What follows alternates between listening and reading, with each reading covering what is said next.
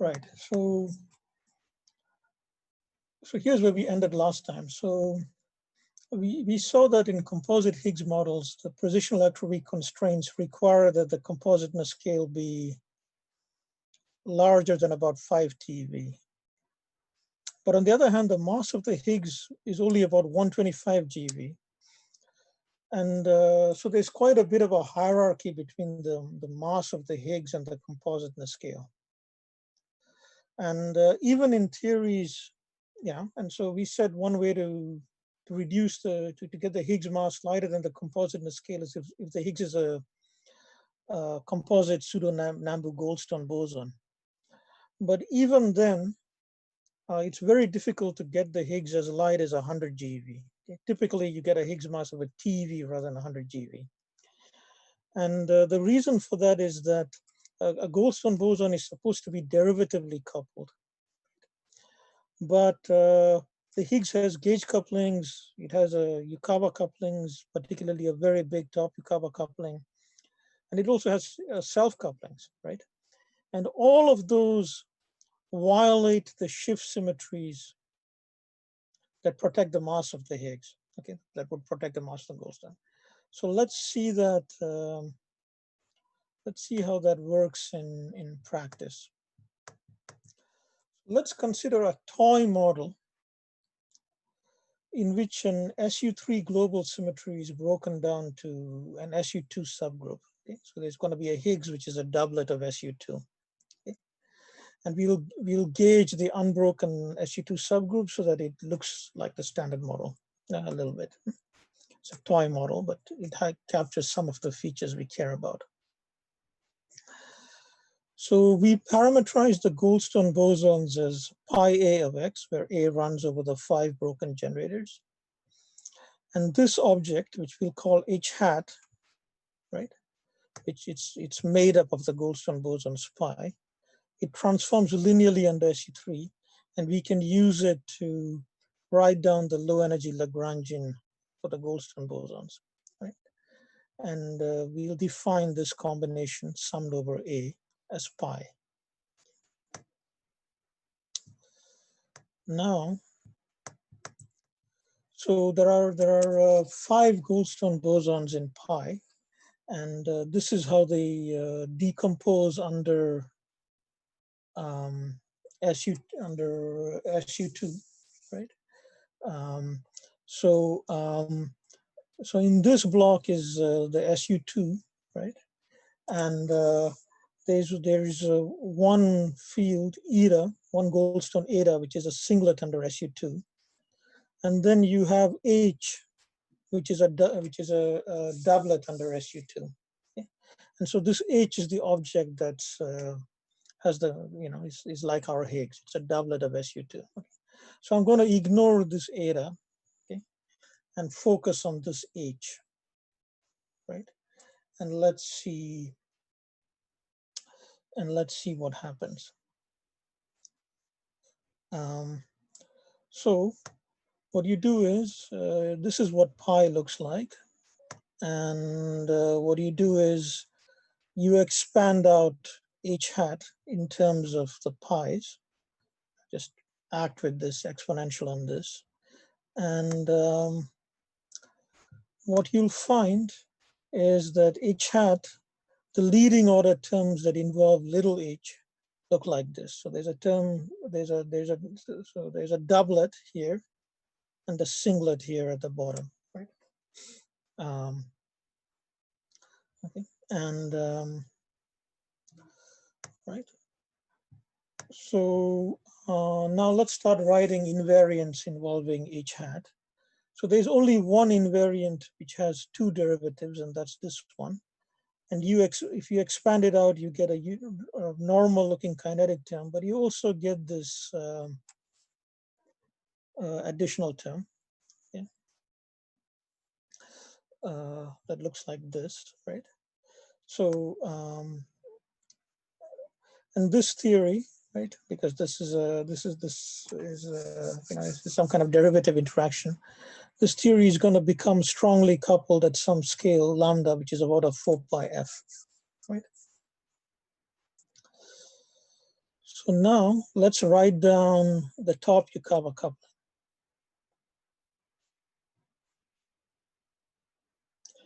So this explicitly violates the SU3 symmetry. So, so in SU3 space, this Q is just a doublet. Okay, and so this interaction breaks the SU3 symmetry, right? And if you expand this out to, the leading order term looks just like a top Yukawa coupling.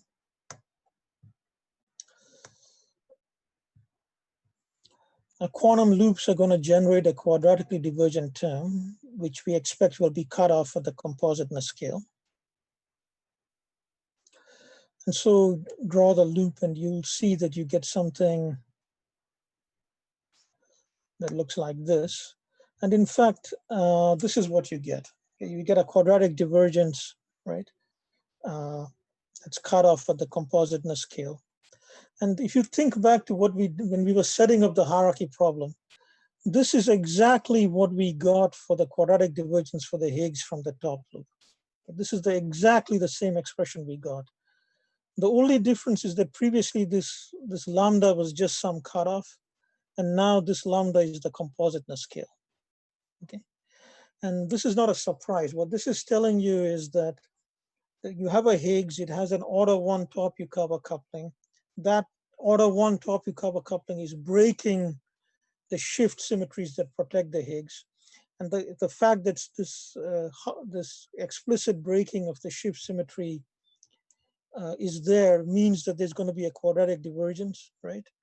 And that divergence is only going to be cut off at the compositeness scale. Okay, you win nothing. Okay, compared to okay, you really don't win anything, right? So if you set lambda to be 5 TeV, what you're going to get is a Higgs mass of 1 TeV, okay? Which is an order of magnitude or so above what we see from experiment, right? Okay, right. So this is why it's not enough just to say the Higgs is a Goldstone boson of the associated with the breaking of global symmetries by the strong dynamics. Okay? It helps you a little bit. It means your Higgs is not 5 TeV, it's 1 TeV, your Higgs mass. Okay? It's not 5 TeV, it's 1 TeV. But it doesn't get you all the way down to 125 GeV, which is what you need. All right.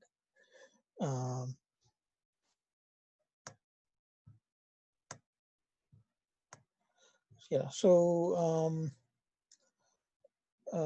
so this Higgs mass squared. This Higgs mass parameter is about 1 TeV squared. It should have been like 90 GeV squared. And so we are left with a fine-tuning problem at the level of 1 part in 100. Okay? And this is what we're going to have to, this is what we would like to beat. Okay, we would like to do better than this. Okay. And yeah, I mean, so, the composite Higgs, it does, it can solve the big hierarchy problem between the Planck scale and this 5 TeV or whatever. Or rather 1 TeV. Now we have got it down to like 1 TeV. Okay, but it would be really nice if we could do better than this. Okay? The main obstacle that we are facing is that the top Yukawa coupling is an explicit hard breaking of the SU3 global symmetry. So so the approach I'm going to follow now is to see if there's a way to make this top Yukawa coupling invariant under this global SU3 symmetry. If we could do that, that would help to soften the divergence. But before I do that, are there any questions? There is one question by Anupang. He's asking why the derivative term becomes strong at lambda equals 4 pi f.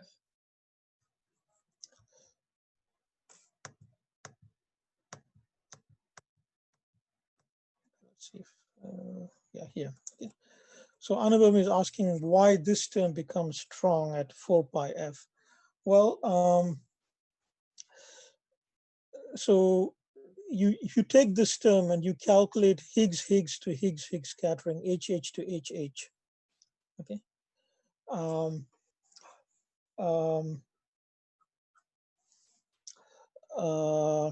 what you'll see is that once you reach momenta of 4 pi f, okay, the loop corrections to 2 to 2 scattering are going to be parametrically the same size as the tree level contribution. Okay? So that's a sign that perturbation theory is breaking down. Right? So one way to see this in a very naive way is that this is a non-renormalizable coupling. Okay, non-renormalizable couplings, they are it's a non-renormalizable theory is only valid up to some energy scale. Okay? Once you start, if you scatter at energies above the non-renormalization scale, all right, much above that, what you'll find is that you violate perturbative unitarity, right? And one way to see that is what I said. Try calculating something physical. Try calculating something like HH to HH scattering. So there'll be a tree level contribution, but also compute, say, the one loop contribution, just estimate it. What you'll see is that if you're doing the scattering at momenta more than 4 pi f, the loop contribution is going to be even bigger than your tree level contribution. And that's a sign that perturbation theory has broken down. And that means that this non-renormalizable description is only valid up to energies of order 4 pi f. Okay, Lucas Magno is asking, why was the diagonal matrix introduced in the H top term? The Higgs top, correct? You mean here? Yeah, it's just to stress. It's just to stress that this is explicitly breaking SU3. Okay, I want you to remember that this Q, it has only two components. Okay, because it's a doublet of SU2. It doesn't have well-defined transformation properties under SU3. On the other hand, this object transforms under SU3. So this matrix, the only thing it's doing is to remind you that this is a triplet and that's a doublet. Okay, it's just for you to keep track of that. I could have left this out, but then you would have to remember in your head, oh, this is a triplet and that's a doublet. Okay, so both Anupan and Lucas are thanking you for your answer, and I don't see any other questions, so please go. All right, let's proceed.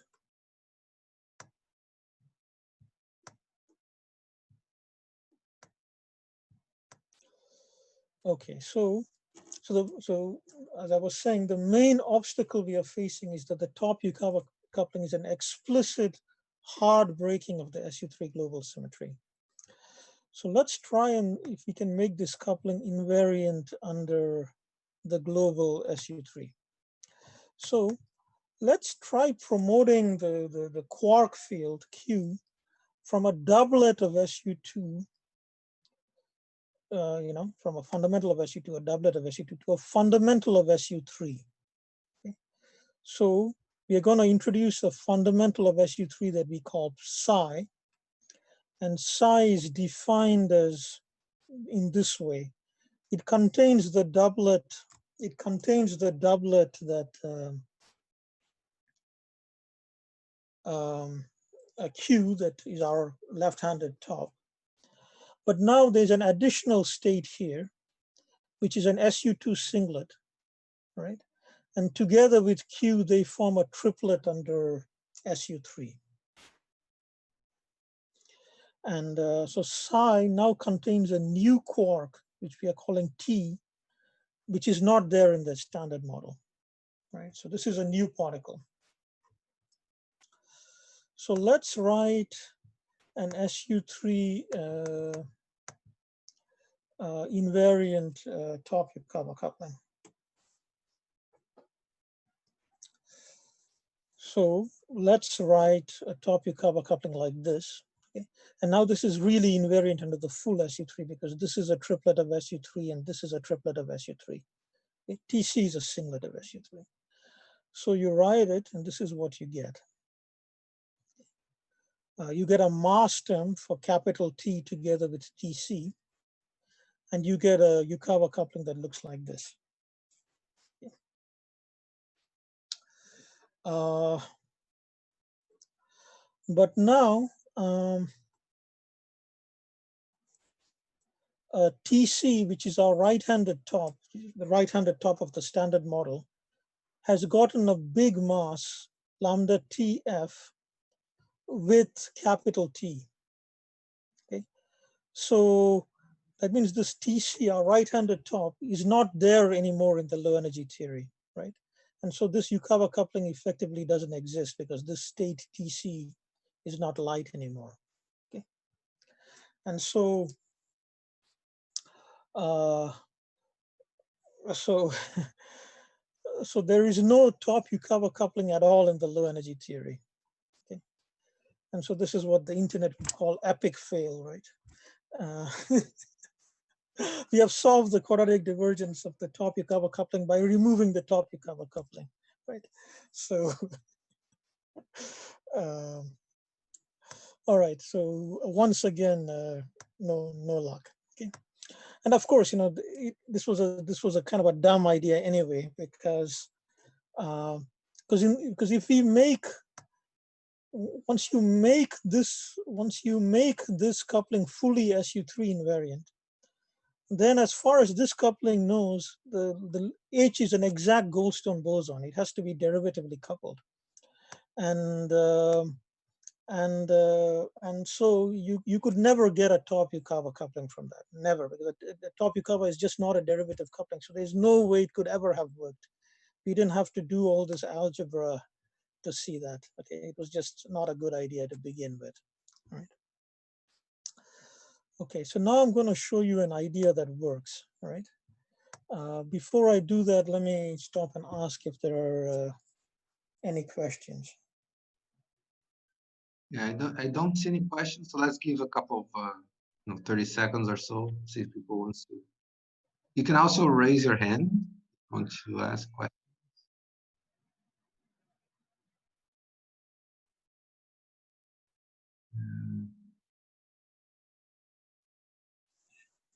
No, I don't see any questions. Okay, let's proceed then. Nice that you give an example that's a complete failure. That's always encouraging.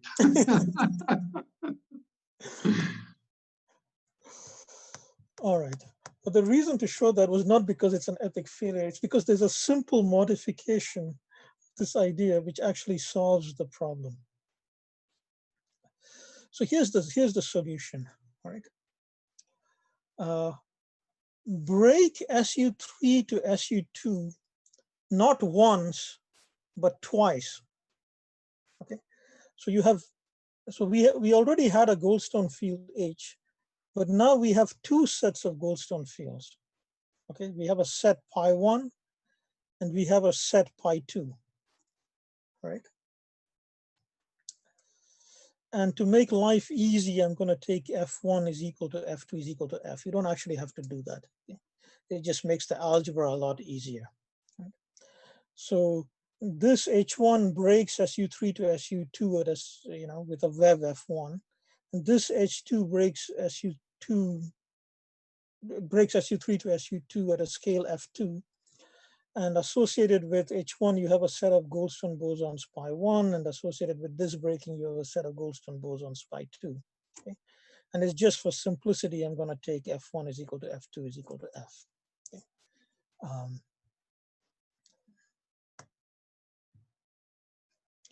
Now I'm going to do something else. I'm going to gauge the full SU3 symmetry, not just the SU2 subgroup. Okay? So the gauge symmetry is the full SU3. Right? So what that means then is that one linear combination of pi1 and pi2 is going to be eaten. Okay, because you've broken SU3 to SU2. SU3 is the gauge symmetry. It's broken to SU2. 5 Goldstone bosons are going to be eaten. There are 5 Goldstone bosons here, 5 Goldstone bosons there. One linear combination of the, of these Goldstone bosons is going to be eaten. And here's why this choice is convenient. If you choose F1 is equal to F2 is equal to F, the linear combination that is eaten is exactly pi1 plus pi2, okay? Because they break the symmetry equally, right? So the combination that's eaten is F1 plus F2. The orthogonal linear combination, okay, which I denote by pi, right, is proportional to pi1 minus pi2. Okay. This is the combination that's not eaten. Okay. And it's this combination that contains the Goldstones, okay, that survive. In particular, it contains what we are going to think of as the Higgs. Okay. So the Higgs is now sitting inside this pi1 minus pi2. So, you can write pi1 minus pi2 out just like this, and the Higgs would be sitting just like it is here.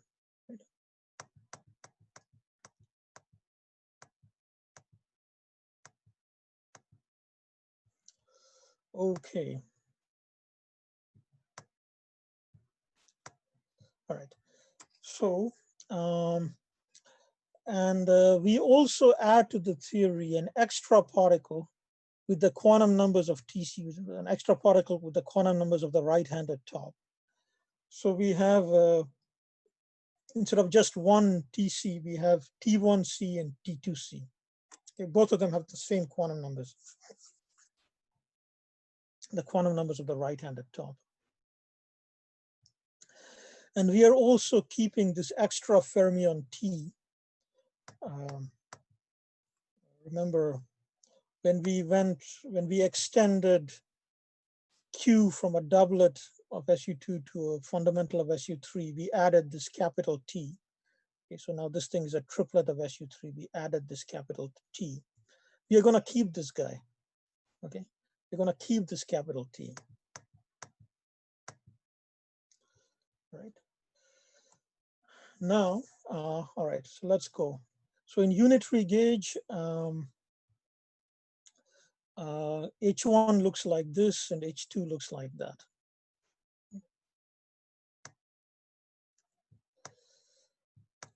So we now write the terms that are going to give us the top Yukawa coupling. Right? So we give a Yukawa coupling of H1 to psi and T1, like this. And we also give a Yukawa coupling of H2 to psi with T2. Right, so this looks like a Yukawa coupling, this looks like a regular Yukawa coupling, but notice H1 and T1 come together, H2 and T2 come together. And we can forbid a Yukawa coupling of H1 with T2 or H2 with T1 by using discrete symmetries. And we do that. Okay. And again, I'm going to make my life easier. I'm going to set lambda 1 is equal to lambda 2 is equal to 1 over root 2 times lambda t. As you'll see, this will, this thing is going to be the top Yukawa. Okay. But right now, this is just a definition of lambda t. So this is just to simplify the algebra. Okay. Once again, this is not required. The model will work even if you don't make this choice. This is just to make life, the algebra, a little bit easier. And now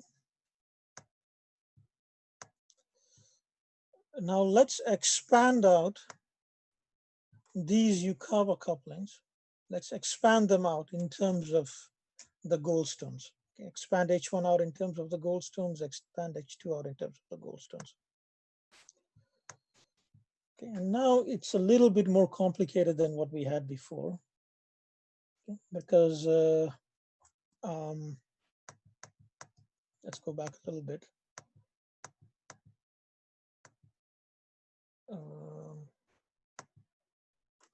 Remember, H looks like this, and it has something like it's a doublet on top, but in the bottom you have something more complicated.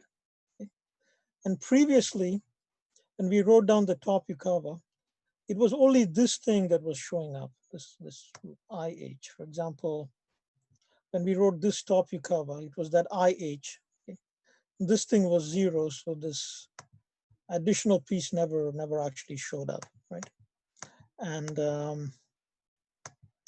but now it's not so simple, because this capital T is there and it's there on both sides, and so that thing is actually matters, okay, this extra piece, right?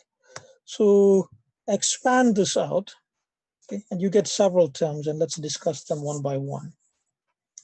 So first of all, you get a Dirac mass between this particle T, which is in the triplet, and one linear combination of the T1c and T2c.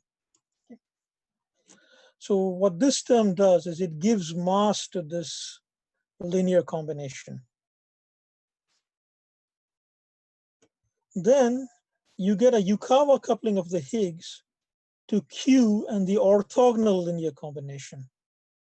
Okay? So this looks just like the Yukawa coupling, top Yukawa coupling in the standard model. Okay, this looks just like the top Yukawa coupling in the standard model. The only difference is that the right-handed top is now this linear combination. Okay? Notice this combination is orthogonal to that combination. Okay? So this is light. Okay? That is heavy, but this combination is light. So we actually do have a light right-handed top, which is good, because it means we actually do have a physical top Yukawa coupling. Okay, so a mass term, a top Yukawa coupling. And then we get this third funny looking term. So we get this non-renormalizable coupling between Higgs squared and these two heavy quarks. Remember, neither of these is the light top. Okay, this is heavy. This combination is heavy, and you can see the Higgs has this funny non-renormalizable coupling to these heavy states, right? So, you look at this, it's not obvious what's going on here. Okay. Let's do some redefinitions. Clearly, there's a heavy linear combination and a light linear combination of right-handed tops. So define TC in this way and capital TC in this way. Okay. So these are, canonically normalized, right? And so, then in terms of these fields, we see that this just becomes the top Yukawa coupling. This becomes a mass term for the heavy states, T and TC. And this is, as I said, some kind of a funny non-renormalizable coupling of the Higgs to these heavy states, right? All right, okay, so it's something, it's not clear what it's doing. So what they as they always tell you when you're a student, just shut up and calculate. So let's do that. Let's shut up and calculate. Let's calculate the corrections to the mass of the Higgs in this theory. Right. So we have a top Yukawa coupling. So we have the usual top loop, and there's a top Yukawa coupling there in that vertex, and a top Yukawa coupling in that vertex, and so it scales like top Yukawa squared, as you know. But now there's another diagram that involves this funny non-renormalizable vortex. Okay. There's another diagram that involves that vortex. And that vortex is proportional to the top Yukawa coupling. Okay. But to close this fermion loop, you need to put in the fermion mass, which is also, that's this mass, which is also proportional to that top Yukawa coupling. So this diagram is proportional to top you cover squared, and this diagram is proportional to top you cover squared. And because this is vertex is non-renormalizable, it's got a 1 over f, but to close the loop, you had to put a mass term which has an f. And there's a symmetry factor of 2 in this diagram, so that cancels that 2. And so when you add up the two diagrams, the quadratic divergences in these two diagrams cancel exactly. Okay, the top you cover, the quadratic divergence from the top you cover couplings is canceled by the quadratic divergence coming from this funny non-renormalizable coupling. Okay, so you stare at it, it looks like an absolute miracle, right? So what's going on, right? That's the question, what's going on? So before we get into that, let me stop here and ask if there are any questions. Yes, thank you. There are a few questions now. And I think they're related to this breaking that you mentioned before. So Alessio Mastrodi, he's asking, what do you mean by breaking SU3 twice? Is it SU3 breaking to SU2 plus SU2 or something else? No, it just means that suppose you, so let's say we were doing it in a simple model. So if you ignore for a moment the whole composite Higgs business. Okay, so let's say you had an SU3 gauge symmetry, and you had two Higgs fields, H1 and H2, which were triplets of SU3, okay, fundamentals of SU3. And each of them, H1 had a Mexican hat potential and H2 had a Mexican hat potential. Then when H1 gets a web, it will break SU3 to SU2. And when H2 gets a web, it will break SU3 to SU2. So you're breaking the same SU3 to the same SU2 twice. Okay, that's what I mean, right?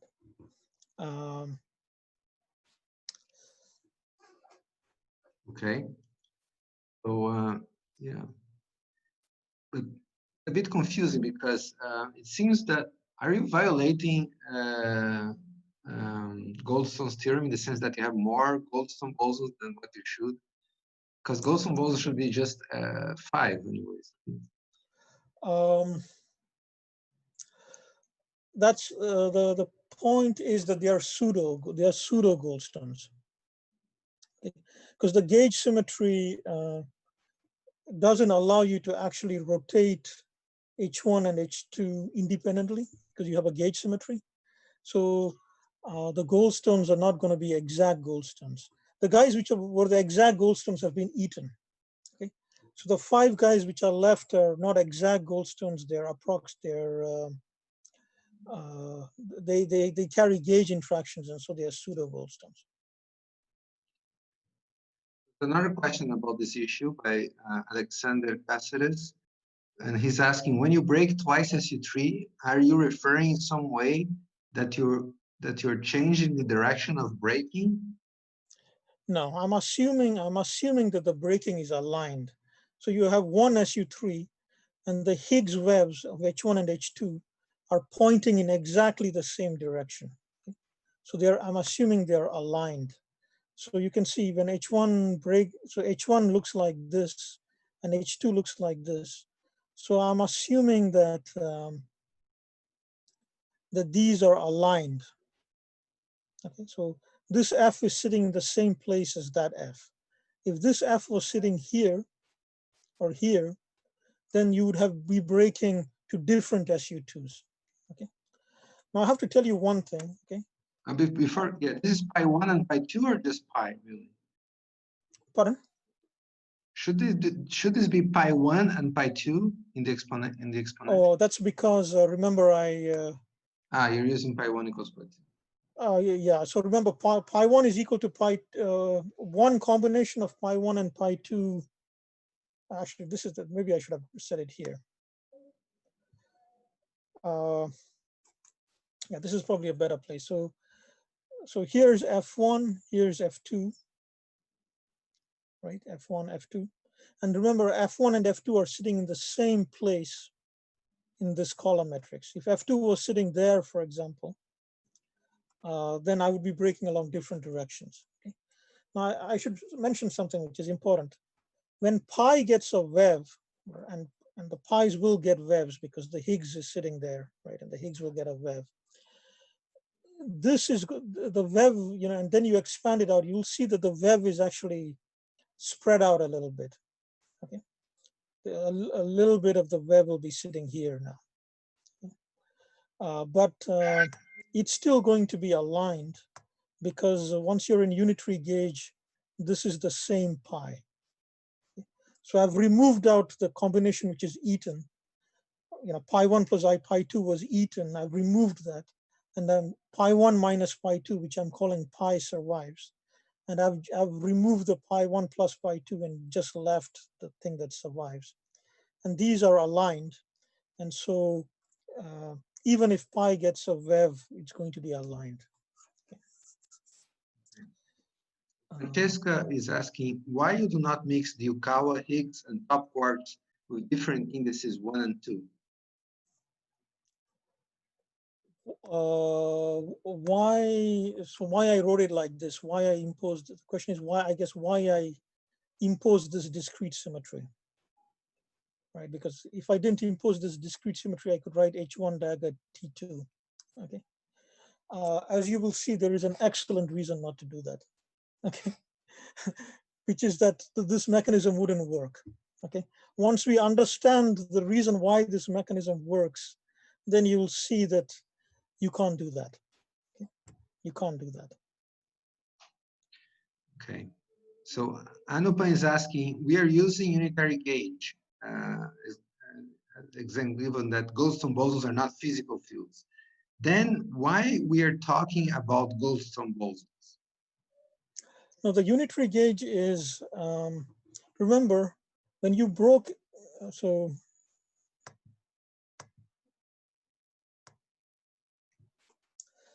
remember, you gauged the full SU3, right? Now SU3 was broken to SU2, so you have 5 Goldstone bosons. Okay, so you have, sorry, let me be careful. So SU3 has 8 generators, SU2 has 3 generators. Okay, so when an SU3 gauge symmetry is broken to SU2, 5 Goldstone bosons are going to be eaten. Okay, now there are 5 Goldstone bosons from H1 and 5 Goldstone bosons from H2. So there are 10 Goldstone bosons, and that's because you broke SU3 to SU2 twice. You got one set of 5 Goldstones from the first breaking and one set of 5 from the second breaking. Okay. Now, one linear combination of these 5 and these 5 is going to be eaten. Okay, and those are going to become the the longitudinal component of the heavy gauge bosons. Okay, but there is another 5 which are not eaten. Okay, they are pseudo Goldstone bosons. Okay, they are not eaten, and those guys survive, and those are the guys I'm calling Goldstone bosons.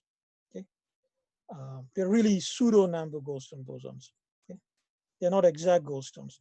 The guys who are exactly Goldstone bosons are eaten, and they disappear once you're in unitary gauge. But these 5 extra guys are not eaten, and they survive.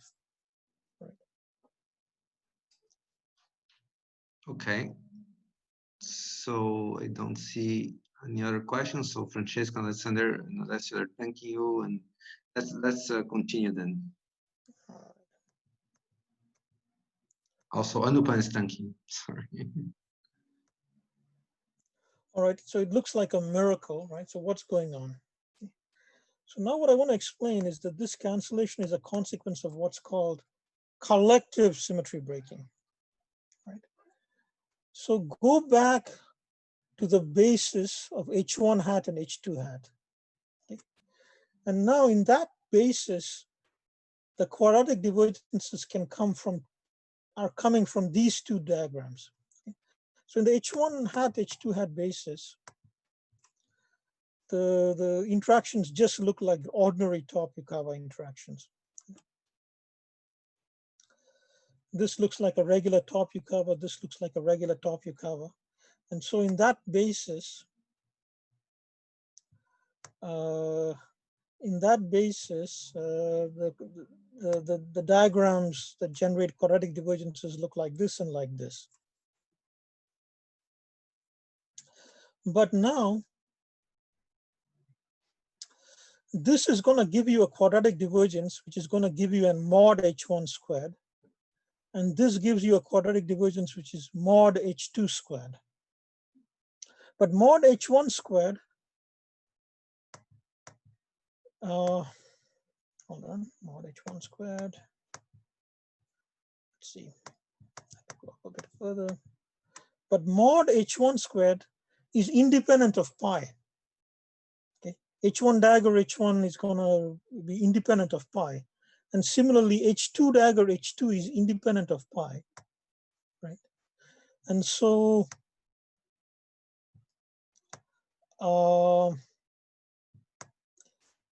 this term doesn't give any mass to the gold, to the pseudo goldstones. Okay? There is no mass to the pseudo goldstones from these things. Okay? And that's because this contribution to the potential is completely independent of pi, right? Okay? So the first diagram which contributes to the potential is something like this. Okay, it's got 4 H's on the outside, okay? And it looks like this. And when you compute it, you get a term in the Lagrangian that looks something like this. Okay,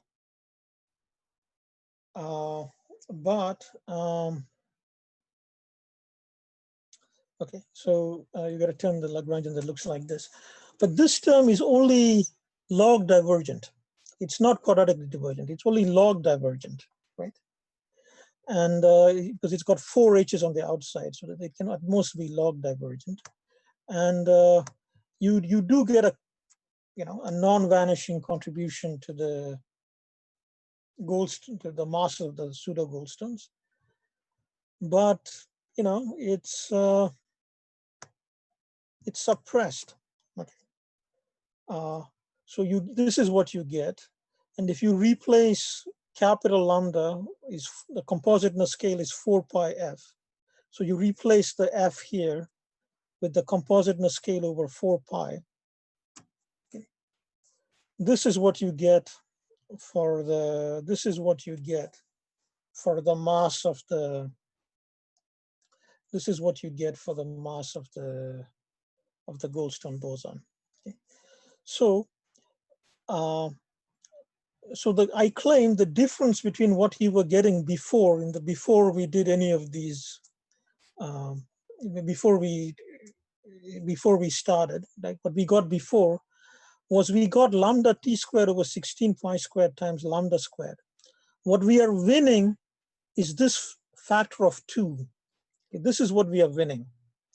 Previously, we were getting lambda t squared over 16 pi squared times lambda squared.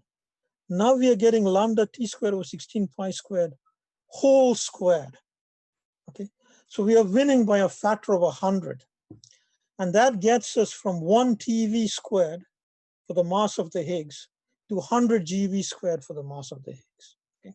That's the big gain that we are getting. All right.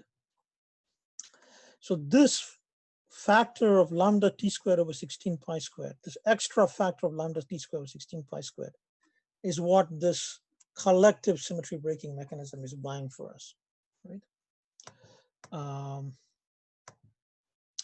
So now let's understand why we are calling it collective symmetry breaking. Okay, so let's see. All right. So the cancellation of quadratic divergences can be understood as follows.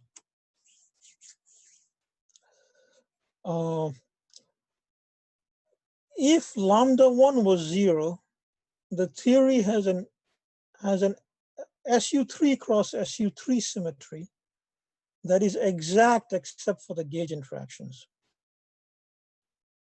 Okay, so let's see that.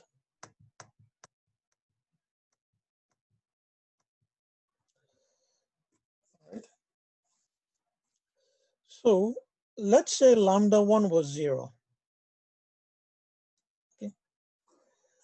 Then there's an SU3 gauge symmetry which allows you to rotate H2.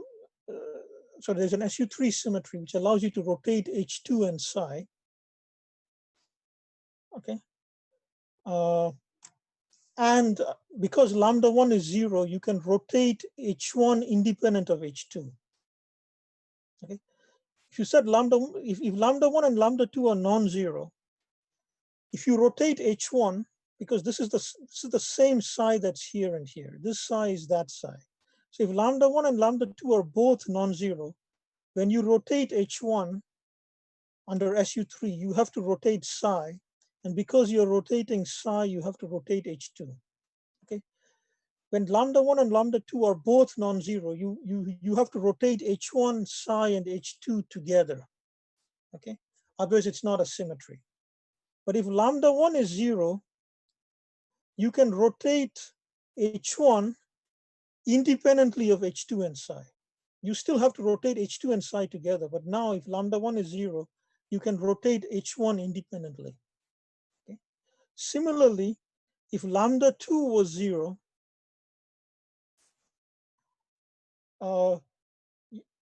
you still have to rotate H1 and psi together, okay, to keep this invariant. But now you can rotate H2 independently. Okay. So in the limit that lambda1 is 0, you have a bigger symmetry. You have an SU3 cross SU3 symmetry. Okay. You have an SU3 symmetry acting on H1. When lambda1 is 0, you have an SU3 symmetry acting on H1 and a different SU3 symmetry acting on H2 and psi. Okay. You have two independent SU3 symmetries in the limit that lambda1 is 0.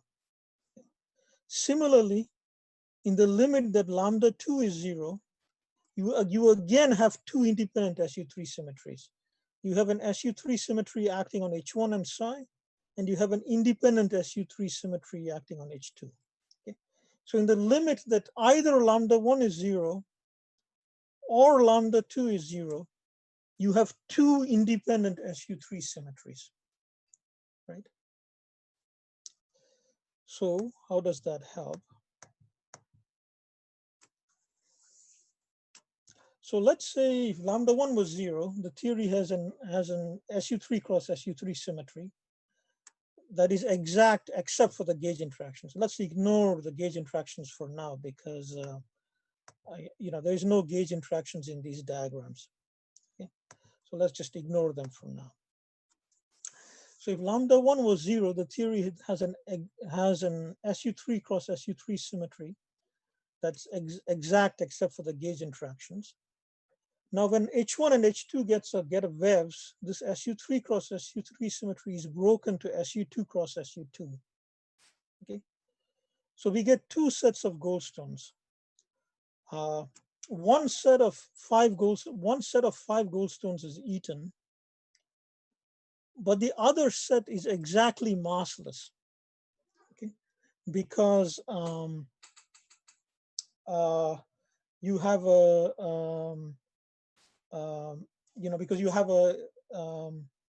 because you're starting from an exact SU3 cross SU3, right? Similarly, if lambda2 was 0, the theory would again have a bigger SU3 cross SU3 symmetry, resulting in 5 massless goldstones. Okay, so I guess the way to think about it is like this. All right, just ignore the gauge interactions. Okay? For now, just ignore the gauge interactions. Then in the limit that lambda1 is 0, you have an exact SU3 cross SU3 symmetry. That SU3 cross SU3, this SU3 is broken to SU2 by H1. This SU3 is broken to SU2 by H2. you get 5 goldstones from this breaking, 5 goldstones from that breaking. So you get a total of 10 exactly massless goldstones. Now, when you turn on the gauge interactions, one of those 5 sets of goldstones is eaten, but you still have 5 massless goldstones, 5 goldstones that can only get their mass from gauge interactions. They can't get any masses from the top you cover. Okay? And similarly, when lambda 2 is 0, the theory has an SU3 cross, and again, we are ignoring gauge interactions. The theory has an SU3 cross SU3 symmetry. This SU3 is broken to SU2. This SU3 is broken to SU2. You get 5 goldstones from each. That's a total of 10. When you turn on the gauge interactions, 5 of these 10 goldstones are going to be eaten. There's going to be 5 left, but those 5 will get mass, but they can only get mass from the gauge interactions. They can't get mass from the top you cover. Okay? So we see that to obtain a non-vanishing potential for the goldstones, okay, from Yukawa couplings, both lambda 1 and lambda 2 must be non-zero. Okay? If lambda 1 is 0, you're not gonna get a contribution to the goldstone mass from Yukawa couplings.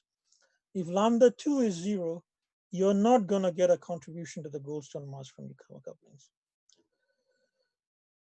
So any contribution to the mass of the goldstone fields from Yukawa couplings requires both lambda 1 and lambda 2 to be non-zero.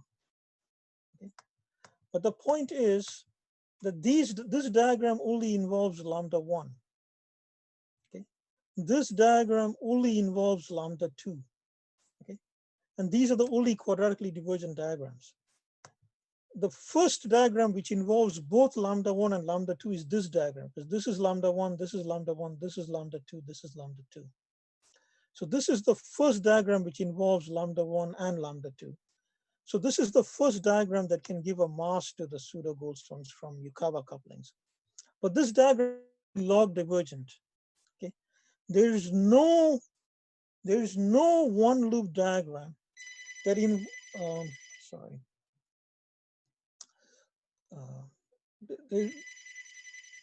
unfortunately, I don't have a mechanism to turn that off. Okay. But so we'll just have to let it ring.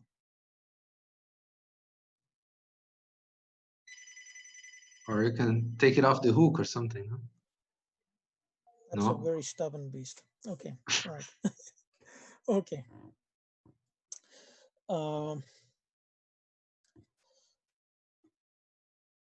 Yeah. So the first diagram, the first diagram that involves both lambda 1 and lambda 2 is this one, and it's just not quadratically divergent. You will not be able to find a quadratic divergence that involves just lambda 1 or just, yeah, I mean, you won't be able to find a quadratically divergent graph that involves both lambda 1 and lambda 2, right?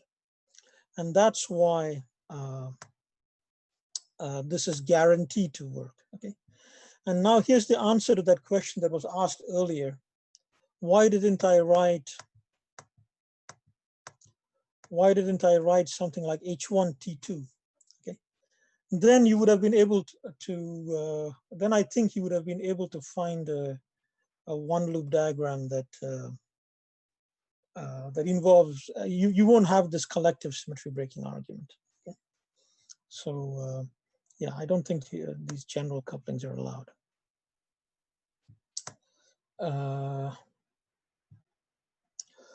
Okay, so why is it called collective breaking?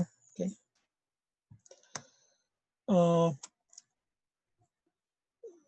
Since the breaking of the global symmetry that protects the masses of the goldstones requires both lambda 1 and lambda 2 to be non-vanishing. Okay. For the goldstones to get a mass from the top Yukawa, both lambda 1 and lambda 2 have to be non-vanishing. So we say that lambda 1 and lambda 2 are collectively, collectively means together, collectively breaking the symmetry that is protecting the Higgs mass. Okay, so this is why it's called the protection is, the protection is arising from collective symmetry breaking. The Higgs can only get a mass from effects that break all the global symmetries that protect it. But there is no one coupling that does that. You need both λ1 and λ2 to be non-vanishing for the Higgs to get a mass. And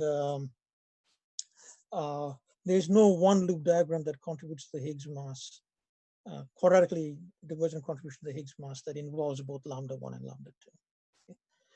And this is a very, very powerful mechanism. Okay, I'm showing this in the context of composite Higgs models, but you can use it in many other places to protect the mass of a light scalar and still have it have a pretty big coupling. Okay? This is a powerful trick that model builders know and use all the time. Okay? And that's why I'm spending some time on it. All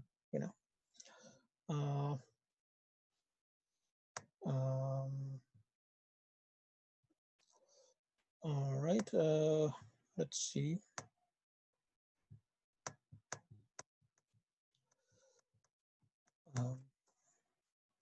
All right, so let me stop here and ask if there are any questions. Okay, so Lucas Magno is asking, does this mechanism imply that there is a heavier copy of the massive electroweak bosons in composite Higgs models from the extra Eaton Nambu-Goldstone bosons? Yes, okay. Yes, there are extra gauge bosons in this model. And remember, this is okay. So this is a slightly a kind of a toy model, but there are extra Goldstone, extra gauge electroweak gauge bosons, and some of the most severe constraints on this model are from the extra electroweak gauge bosons.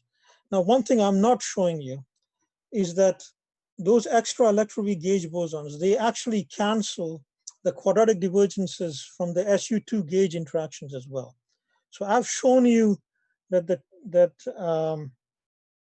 quadratic divergences from the top Yukawa coupling are canceled. But I claim that those extra gauge bosons will actually cancel the quadratic divergences from the W and Z loops, okay, from the electroweak gauge bosons as well. Okay, and that's non-trivial. It's very interesting, but I don't have time to show you that. Okay, but I have to tell you that the reason I'm focusing on the top Yukawa coupling is that in most simple composite Higgs models, they don't have those extra electroweak gauge bosons. Okay, they just have extra top partners to cancel the top loop. Okay, and those models are a little bit simpler than the one I'm showing you because they don't cancel the gauge loop. They can be a little bit simpler. But the underlying mechanism is exactly the same. It's collective breaking. Right? Yeah, that's a good question.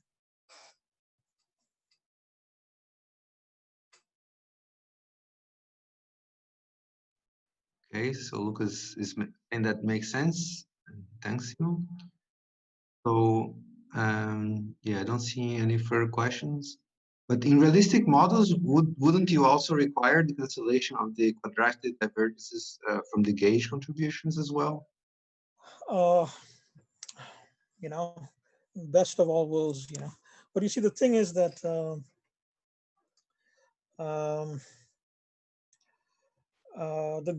the end, I think the way people think is a little bit like this. One is that the LHC bounds on Z primes are now very tight, right? They're like 4 TeV or something, right? So once you have pushed your gauge boson masses to that scale, you're not winning that much, right? That's one aspect to it. The other aspect is that, as I'll explain a little later, right now the masses, the LHC bounds on the top partners are at the level of 1.2 to 1.5 TeV, in these composite Higgs models. And that pushes the tuning to around the worse than 1 part in 10. Okay. So at that point, it's comparable to the gauge tuning. So, you're not winning anymore, you see. So there's no point in building an elaborate model to cancel the gauge loops when. Okay, Chacko. So yeah, I don't see any further questions. So please carry on. All right. Okay, so so from the point of view of the low energy effective theory, there is a new fermion with mass lambda TF that's doing the cancellation. Okay, so this is the Dirac fermion composed of T and Tc. Okay, so this is the usual top loop, and it's being cancelled by this loop of these heavy fermions with mass lambda TF. Now remember, lambda is 4 pi f, right? So if lambda is 5 TeV, this f is like 500 GeV or something, okay, ideally. Okay. So there's a fermion with mass like in the several hundreds of GeV that's doing this cancellation, and this is a colored fermion, okay? And it carries standard model color, and we refer to these fermions as the top partners. Okay, they are called the top partners, right? And for so their masses are like top Picaba is out of 1, so their mass out of f is lambda over 4 pi, and so if the compositeness scale is below about 10 TeV, these fermions should be accessible to the LHC. So that's the idea. Okay, so you get a nice prediction for the LHC if you want to solve the residual fine tuning in composite Higgs models. So let me make a point here. Unlike in the case of supersymmetry, the cancellation is coming from particles of the same spin. So in supersymmetry also, we got a cancellation of the, we got a cancellation, right? But the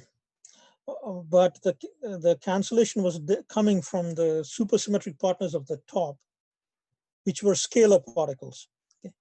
So in supersymmetry, the top loop is cancelled by scalar particles, but here it's being cancelled by fermions, okay? The fermionic top partners. And so the cancellation is, even though this diagram looks schematically as the same, it's actually different from the SUSY case. Okay? Here, the cancellation is being done by fermions, and there it was being done by scalars. So I think I mentioned this. These ideas can be applied to the quadratic divergences from gauge interactions and Higgs self-couplings as well. In fact, in the model we have just studied, quadratic divergences from gauge loops are also absent. This is my answer to Lucas's question. Okay? It's those extra gauge, massive gauge bosons that are going to cancel the gauge loops. However, in most simple composite Higgs models, collective symmetry breaking is employed only to cancel quadratic divergences from the top loop. The gauge and Higgs loops are cut off at lambda.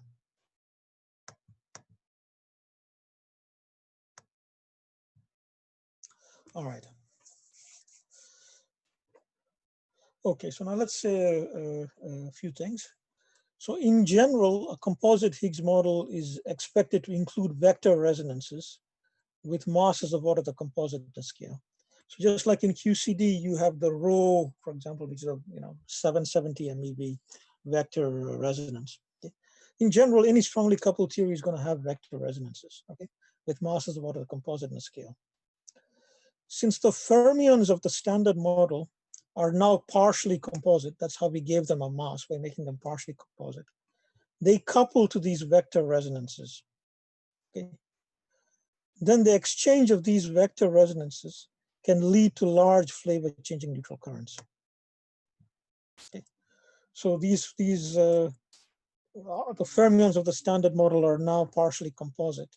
They can couple and so since the composite fermions couple to the composite vector resonances, the partially composite fermions of the standard model will now couple to the vector resonances. And for example, they can contribute to KK bar mixing, right? Or they can contribute to K long to mu E, right? And in fact, these vector resonances, they can also break lepton flavor symmetries. They can give you mu to E gamma, right? They can break the accidental symmetries to the standard model. Okay. So this is a very severe bound on these theories. Okay, there are severe constraints. The strongest bounds on flavor violation are from processes involving the light fermions. Okay, since the light fermions mix less with the composite states because their masses are less, so they need to mix less to get the mass. Okay. Their couplings to the vector resonances are smaller, and so the bounds are more easily satisfied. Right. So it's a bit easier to satisfy the bounds because their couplings to the vector resonances are smaller. Okay. The elementary fermions are less composite than, say, the top, which is heavy and needs a lot of a big composite component in order to get its big mass. So light fermions are less composite, and so they couple less to these heavy resonances, which makes it a bit easier to satisfy the bounds. Nevertheless, in the absence of additional flavor symmetries, the bound on the compositeness scale is of order 20 TeV. So 20 TeV is, so it's, the bound from flavor, okay, is in a general composite Higgs model is stronger than the bound from precision electroweak, right? So of course, in principle, one can get around this bound by putting in additional flavor symmetries. Okay? But there's some work involved, some model building involved. Okay? If you just write a simple model down, the compositeness scale is beyond the LHC reach, probably. Okay, so let's talk about precision electroweak. Okay? So there are also bounds on the compositeness scale from precision electroweak. Now, the severity of these bounds depends on whether the symmetry breaking patterns that generates the Higgs has a custodial SU2 symmetry. If it doesn't have a custodial SU2 symmetry, then the strong dynamics will generate an operator like this. Okay, and the bad news is that coefficient kappa, it's not order 1, it's order 16 pi squared. Okay, if you do naive dimensional analysis and estimate how big the coefficient is in a strongly coupled theory, you'll find that this thing is 16 pi squared. And then the bound on this compositeness scale lambda is 50 TeV, okay, way beyond LHC, okay, maybe beyond 100 TeV collider, okay, it's that severe. Yeah. So that's really bad, and this is why these accidental, this is why these symmetries of the standard model like custodial SU2 and the accidental, lepton flavor symmetries are so important. Because the moment you write down something which is not the standard model, once you go beyond the standard model, in general, those are not going to be symmetries anymore, right? And that can put very, very powerful bounds on these theories, way beyond anything you can get from a collider. Okay? And so that's bad. So in other words, if you're building a composite Higgs model and you want it to have low fine tuning, you better choose a symmetry breaking pattern that admits a custodial SU2. Okay?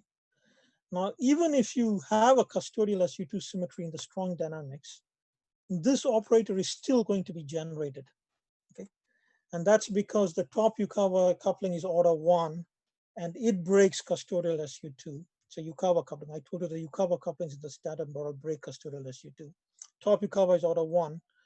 So it's going to break the custodial SU2, and there are going to be loops involving the strong dynamics and the top Yukawa that generate this thing. But the good news now is that kappa is not 16 pi squared anymore. It's now loop suppressed. So this becomes order 1. And then the bound on the compositeness scale comes back to 5 TeV, okay? Which is similar to what I told you is the bound from this operator which can be rewritten to give you OS, right, in the S parameter. So usually what people do when they're trying to build a composite Higgs model, and they obviously want to minimize fine tuning. So they will choose a symmetry breaking pattern which has a custodial SU2. And then, you can't avoid the bound from this. So, you choose the composite in the scale to be like 5 TeV or something. Okay. And then you're okay with Bishan electron weak. So then what are the symmetry breaking patterns that have a custodial SU2? Okay, that's now become a very important question. Remember, custodial SU2, right? It's like, together with SU2 left, it's like an O4 symmetry acting on the 4 Higgses. Okay. So what you want is a symmetry breaking pattern in which the 4 Goldstone bosons of the Higgs transform like an O4. Okay. And so so what that comes down to, the rule is very simple actually. Your unbroken group had better contain an SO4. Okay. So the smallest breaking pattern which has that is SO5 mod SO4. Okay.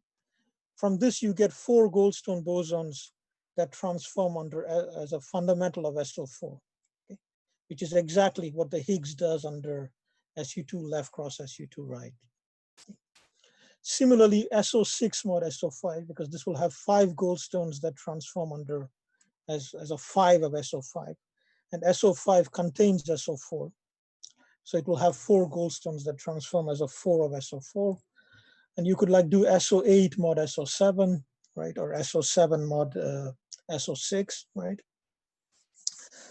Okay, now, okay, so there are pretty much anything which leaves you with an unbroken SO4 will work, okay? But there are some simple patterns that don't work. For example, the toy model we were talking about, SU3 cross U1 mod SU2 cross U1. That doesn't work. Okay? That doesn't have a custodial SU2. There's no way you can fit an O4 into SU2 cross U1. Okay? And so the bound on that composite Higgs model, the compositeness scale has to be 50 TeV. Okay? 40, 50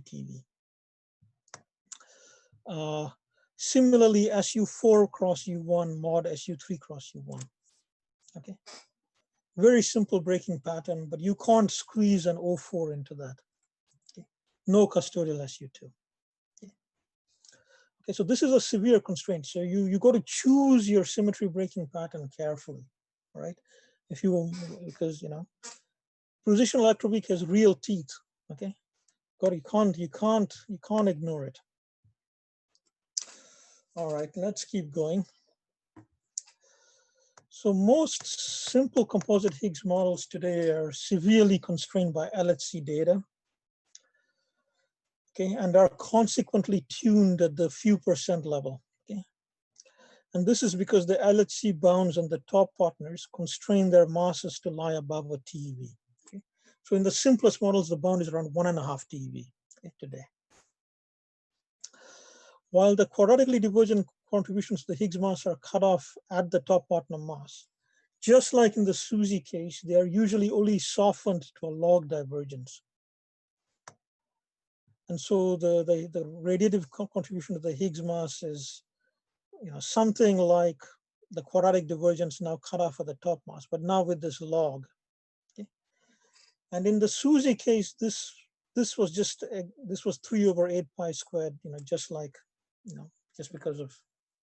But now in a composite Higgs model, the coefficient here is going to depend on various group theory factors. And it's usually bigger than this. It's usually bigger than this. So you actually get quite a bit of fine tuning. And so usually, usually these models are tuned at the few percent level, right? And that's just because the LHC is just such a powerful machine, and it's really beginning to eat into the parameter space of the top partners, right? So let me stop here. So this kind of ends our discussion of composite Higgs models, and I want to move into neutral naturalness. So let me stop here and ask if there are questions. Okay, so Alexander Cáceres is asking how to compute the fine-tuning as a function of coupling and the exclusion limit of the LHC. Okay, so what you do is, what you have to do is you have to calculate the radiative correction to the Higgs mass accurately as a function of the top partner mass. So in other words, you have to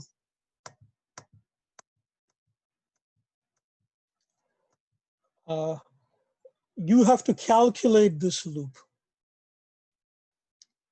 Okay, you have to calculate this loop, and the quadratic divergence cancels, but it's not. This is not going to be zero. This is not zero. You're going to get something left over. Okay, and you're going to have to compute this loop, and that's going to tell you that delta mh squared is equal to something. Okay, you're going to get delta mh squared is equal to something, right? And then it's going to be equal to something that depends on the top partner mass and on the compositeness scale. And then you look at the bound from the LHC, and you put the bound on the top partner mass here, and you compare how big this is compared to 90 GeV squared, which is what this parameter is in the standard model. Okay. So to the extent that this thing with MT replaced by the LHC bound on the top partner is bigger than 90 GeV squared, to that extent you're fine-tuned.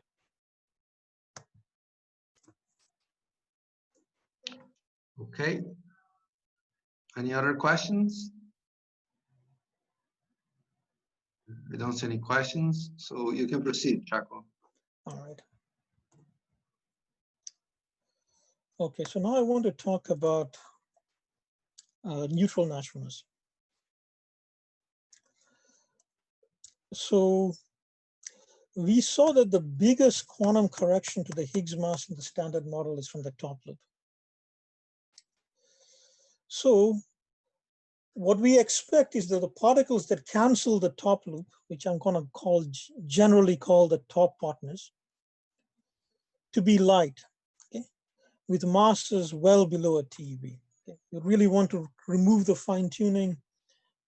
The top partners better have masses below a TeV. In supersymmetric theories, the top partners are the scalar partners of the top quarks, the stops. And in composite Higgs models, the top partners are the new fermions that are grouped together with the top quark in a representation of the global symmetry of which the Higgs is a PNGB. Okay, so they are that capital T and capital TC. But those are the top partners. And in both cases, we haven't seen the top partners. We haven't found the supersymmetric partners of the top of the LHC, and we haven't found the fermionic top partners of composite Higgs models of the LHC. Okay?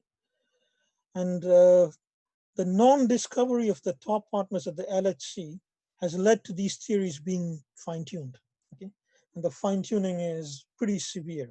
Okay? It's at the level of a few percent or worse. So the reason that the LHC limits on these top partners are so strong is because the top partners are charged under the QCD. They carry charge under color. Okay? And the LHC is a hadron collider. It bangs protons together. And so the proton collider, hadron collider, has tremendous reach for colored particles. Okay? So it's able to put very powerful bounds on colored particles. So you're banging protons together at the LHC. The protons are full of glue. Okay, they're packed with glue. And so the gluons fuse, for example, and you can make an off-shell gluon. And then any particle which is colored can be produced. Anything which talks to the gluon can be produced, right? And the cross-section is huge because every vertex in this diagram is a strong vertex. and the protons that you're bagging together are full of gluons. Okay? So the reach of the LHC for colored particles is enormous. Okay?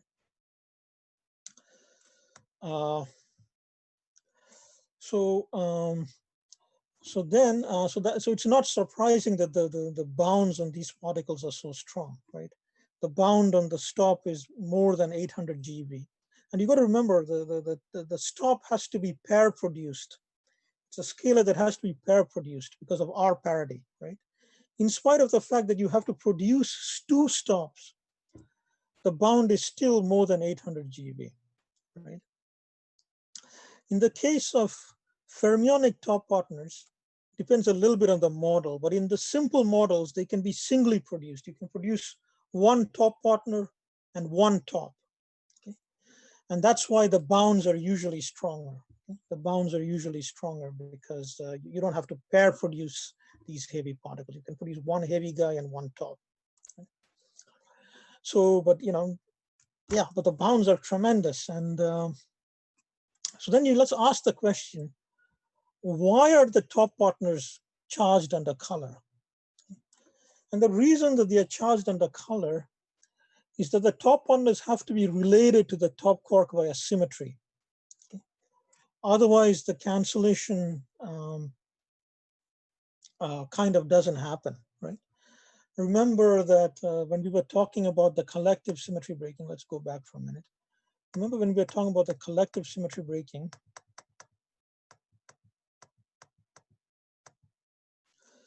it was very important that this had a top Yukawa, this had a top Yukawa, and this vortex here, this funny non-renormalizable vortex, is proportional to the top Yukawa. And to close the loop, you need a mass insertion which is proportional to the top Yukawa. So this diagram is proportional to top Yukawa squared. This diagram is proportional to top Yukawa squared. But there's a symmetry that enforces that these couplings are related to those top Yukawa couplings. Okay? And that was enforced by symmetry. Okay? The SU3 global symmetry was kind of enforcing that. And yeah, and so there must be some symmetry between the couplings of the top partners and the top quark for those cancellations to work.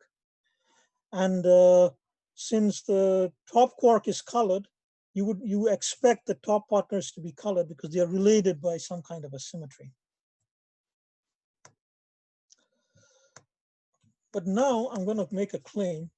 In general, the top partners need not actually be colored, right? There are theories in which the top partners are not colored, and so the bounds on top partners can be much, much less in those theories than in, say, SUSY or simple composite Higgs models. And so when can this happen? So this can happen in theories in which the top and the top partners are related only by a discrete symmetry. So in such a scenario, the bounds on the top partners are much weaker. So these theories in which the top partners are uncolored are said to exhibit what's called neutral naturalness, because the naturalness is being enforced by particles which are neutral under standard model color, right? So the best known example of a theory of this type is the mirror twin Higgs model, right? And so I'm going to devote probably the remaining part of this lecture and the beginning part of the next lecture to discussing this model. So in theories of neutral naturalness, although the top partners are not charged under the strong interactions, that's kind of the definition. Okay?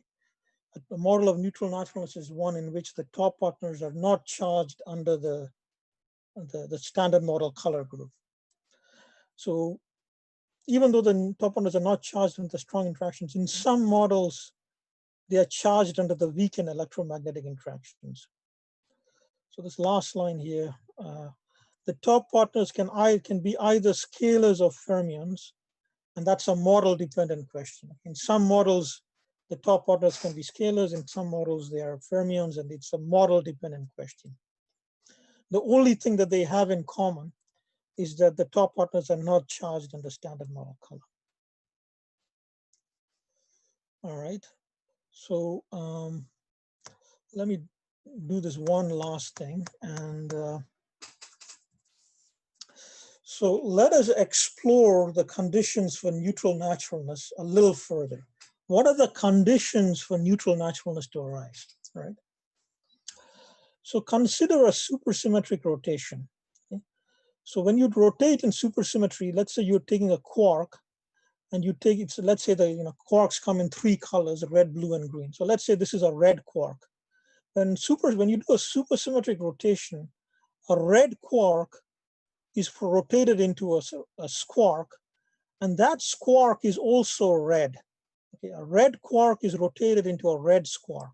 Okay, so the supersymmetric transformation commutes with color. Okay, when you do a supersymmetric rotation, this red index, this color index, just comes along for the ride. Okay, nothing happens to that index. Okay, so that's the statement that supersymmetry commutes with all the gauge interactions. Okay, if the top quark is colored, that means its scalar superpartner at the top is also colored. Okay, and so that's why in supersymmetric theories, regular supersymmetric theories, the top partners are always colored. That's because when you do the supersymmetric transformation, this color index is just coming along for the ride, and so the supersymmetric transformations commute with the gauge interactions. Right, that's the statement. Now let's turn our attention to the top Yukawa coupling. We studied a model of collective symmetry breaking, and this is what the top Yukawa coupling looked like. Now the top partners are the extra fermion T in capital in psi. So there's an extra fermion T in psi. That's one of the top partners, and the other top partner is a linear combination of T1C and T2C. And once again, you can see that if you want to make a color invariant, remember this psi contains the left-handed quark of the standard model. So to make a color invariant, this T1C and T2C have to be colored. And that means this capital T also has to be colored. Okay, no way around it. And once again, the point is that the global SU3 squared symmetry commutes with color. Okay, when you do a color rotation, it commutes with when you do an SU3 squared rotation, nothing is happening to the color indices. Okay? These the symmetry which is protecting the Higgs commutes with color, and that's why the top partners are colored. So here's the rule I claim. If you want to construct a model of neutral naturalness, okay, the symmetry that is protecting the Higgs should be something that doesn't commute with the standard model color group. Okay? That's the rule. If the symmetry that you're using to protect the Higgs commutes with the standard model color group, then your top partners are going to be colored. Okay? No way around that. So this is the rule, and I'm going to show you how it works in the context of this concrete model, the mirror twin Higgs, in this last class. Okay. Okay, I know we are out of time, but are there any pressing questions? So yeah, so you're going to finish now, or? Yeah. So this is the end of this lecture. Yeah. Okay, good. Okay, so there's a question from Sudipta asking, though there are other quarks and leptons, but only top quark has its heavier fermionic partner. Is this really natural? Can you please comment on that?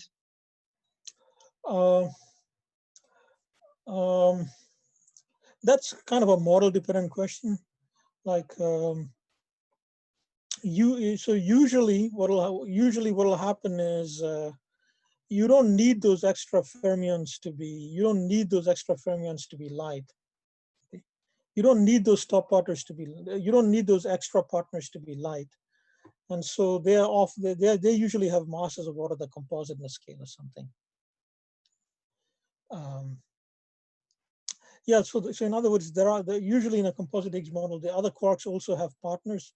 They just have masses of the compositeness scale. They're not light. And that's not difficult to do. That's straightforward to arrange usually. Usually the trouble is to keep things light. It's not to make things heavy. Okay, any other questions for Chacko?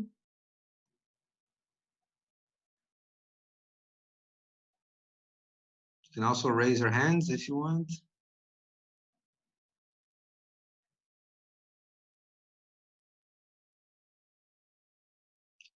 Okay. So I don't see any further questions, Chacko. So thank you very much for these lectures. This lecture was very nice. And I see you. Thank you also for all the students that participated. So I see you all tomorrow. Okay. So try to get some rest. It was a long day.